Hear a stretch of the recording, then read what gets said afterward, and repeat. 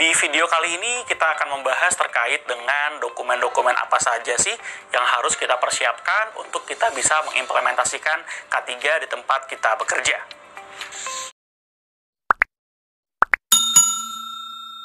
Tujuannya ya, kita ingin memastikan bahwa seluruh dokumen yang kita butuhkan dalam implementasi K3 di tempat kerja dapat diidentifikasi dengan baik, ya, kemudian juga dapat dirawat sehingga informasi terdokumentasi dapat terjaga kualitasnya. Kan kita nggak mau ya apabila ternyata ada dokumen yang sifatnya konfidensial, misalnya adalah hasil dari medical check up punya si A, tahu-tahu tersebar sehingga si B, si C, si D, personel-personel yang memang karyawan biasa lainnya itu bisa tahu hasilnya. Padahal kita semua tahu bahwa dokumen tersebut adalah konfidensial.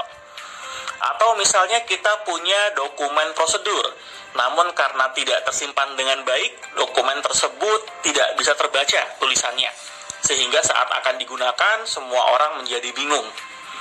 Atau yang paling parah, dokumennya hilang.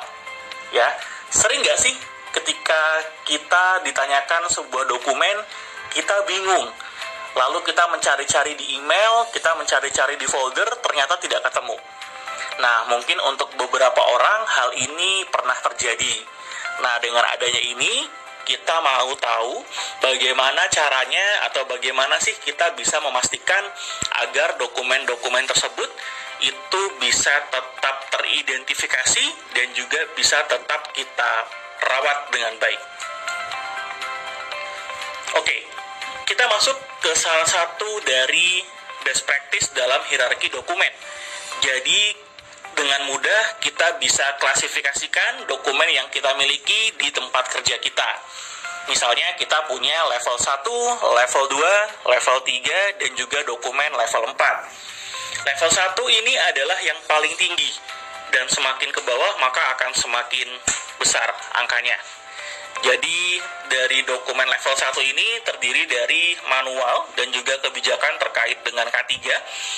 Jadi manual dan kebijakan K3 ini adalah yang paling tinggi dan memang menjadi referensi yang paling utama dalam implementasi K3 di tempat kita bekerja. Jadi manual dan kebijakan K3 ini pun juga pada akhirnya harus disetujui oleh top manajemen yang ada di perusahaan kita. Di level 2 ada prosedur K3 atau Standard Operating Procedure atau dokumen SOP yang kita gunakan sebagai acuan kita dalam mengimplementasikan K3. Turunannya lagi di bawahnya adalah biasanya ada instruksi kerja, atau lebih kita kenal juga mungkin di tempat lain ada yang menyebutnya sebagai SWI atau SWI atau Safe Work Instruction atau Working Instruction atau standar ya. Artinya level 3 ini adalah panduan yang lebih teknis dari level 2 yang sudah ada. Ya, berikutnya di level 4 adalah biasanya berupa record ya, catatan, rekaman yang sudah kita implementasikan, kemudian formulir-formulir, checklist audit, checklist inspeksi, dan juga yang lain sebagainya. Jadi inilah leveling dari dokumen K3 yang kita juga bisa implementasikan di tempat kita bekerja. Oke, kebijakan K3. Jadi kebijakan K3 ini adalah juga persyaratan ya teman-teman yang juga muncul di ISO 45001 versi tahun 2018. Kalau kita bicara mengenai sistem manajemen K3 secara global, dan juga peraturan pemerintah nomor 50 tahun 2012 kalau kita berbicara regulasi yang ada di Indonesia. Dan memang di dua standar ini ya, di dua sistem ini mengatur kita untuk melakukan pengendalian informasi terdokumentasi terkait dengan K3 itu sendiri. Jadi kebijakan K3 itu bagaimana prosesnya? Yang jelas harus tertulis, kemudian harus tertanggal, dan juga ditandatangani oleh top manajemen. Jadi sudah harus jelas itu dikeluarkannya kapan ya, kemudian juga harus tertulis.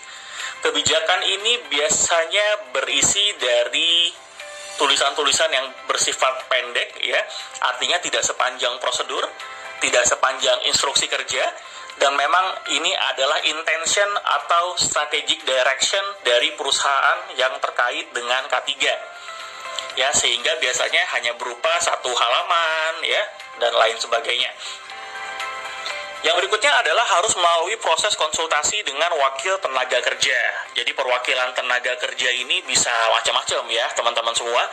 Bisa jadi kita punya serikat pekerja, lalu kita ajak dalam kita menentukan kebijakan, atau kita bentuk dalam beberapa kelompok, atau misalnya kita punya P2K3, lalu P2K3 ini yang kemudian nanti akan mencoba mencari isu apa di bidang K3, konteks apa di bidang K3, sehingga nanti bisa menjadi bahan dalam input untuk menentukan kebijakan K3 perusahaan.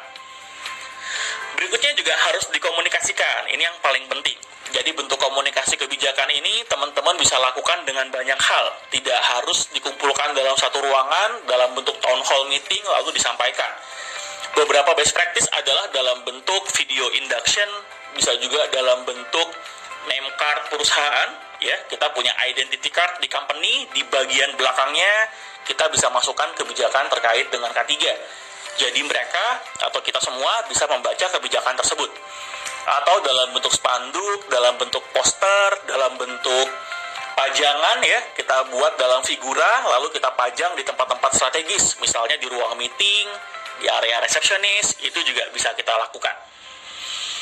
Berikutnya adalah dibuat untuk masalah K3 khusus, jadi kita bisa identifikasi. Misalnya di perusahaan kita ada isu K3 terkait dengan smoking atau merokok.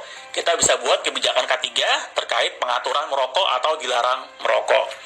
Atau misalnya perusahaan kita punya isu terkait dengan substance abuse, pengaruh obat-obatan atau alkohol. Kita bisa buat drugs and substance abuse policy misalnya untuk diimplementasikan di perusahaan kita. Dan hal ini harus ditinjau secara berkala teman-teman semua ya oleh top manajemen masing-masing. Jadi saat manajemen review kita bisa lihat sejauh mana sih implementasi dan efektivitas dari kebijakan ini. Lalu kita review secara berkala. Apakah dengan review kebijakannya berubah? Belum tentu. Ya, jadi dikembalikan lagi kepada masing-masing perusahaan, tapi reviewnya paling tidak cobalah kita lakukan 1 tahun sekali untuk melihat seberapa efektif metode kita dalam komunikasi, seberapa efektif rekan kerja kita bisa memahami kebijakan tersebut, dan juga seberapa efektif sebenarnya implementasinya secara keseluruhan di tempat kita bekerja. Oke, itu dia materi part 1 terkait dengan dokumentasi K3. Kita akan melanjutkan di video berikutnya.